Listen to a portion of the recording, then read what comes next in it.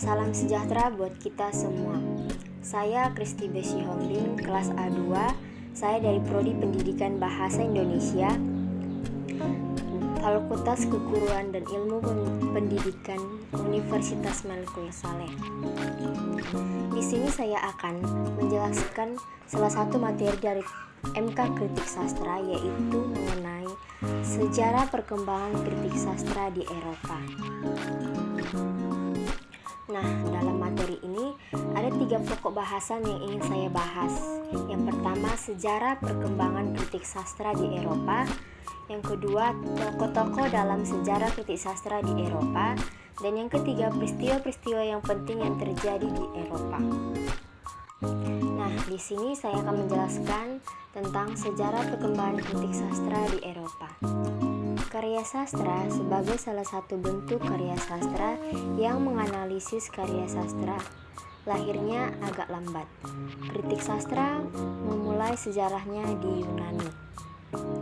Seperti diungkapkan oleh Harjana tahun 1991 bahwa kritik sastra baru dikenal setelah para sastrawan Indonesia yang memperoleh pendidikan menurut sistem Eropa.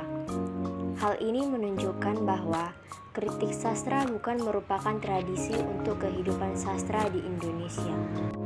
Kritik sastra juga mendominasi Eropa selama abad 16, 17, dan ke-18.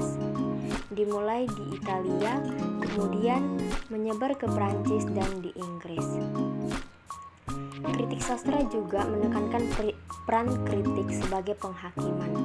Penilaian yang tepat mengarah ke kenikmatan yang benar, dan menekankan aturan kuno dikodifikasikan oleh Aristoteles dan para pengikutnya sebagai standar penilaian.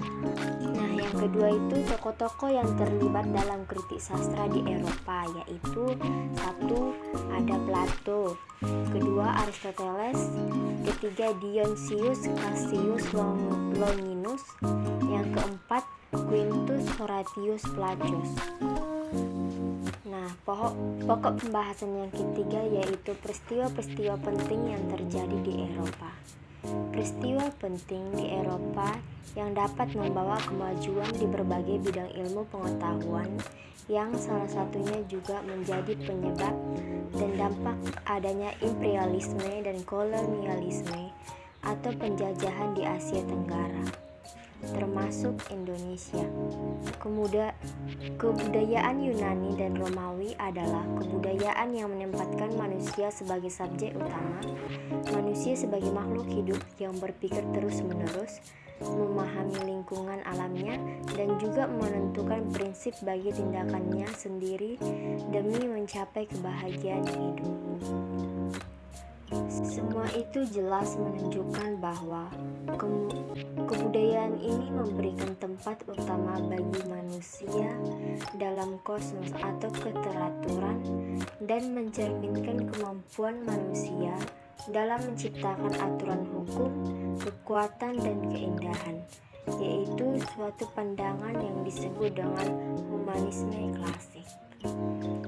Nah,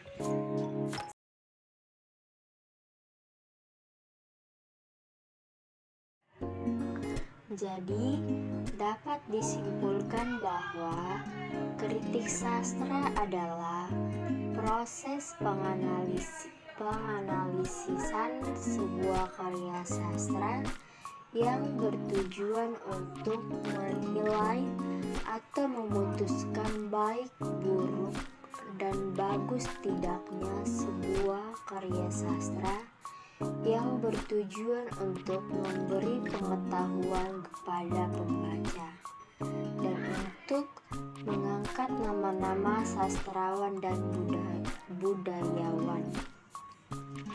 Perkembangan kritik sastra di Eropa pada awalnya yaitu berasal dari bangsa Yunani dengan kritikus yang bernama Plato dalam karyanya yang sangat terkenal yaitu Republik. Plato mengemukakan pendapatnya mengenai puisi, kritik sastra, dan sistem yang baik untuk membina warga Republik. Itulah hasil materi yang saya paparkan. Semoga materi ini dapat bermanfaat bagi kita semua.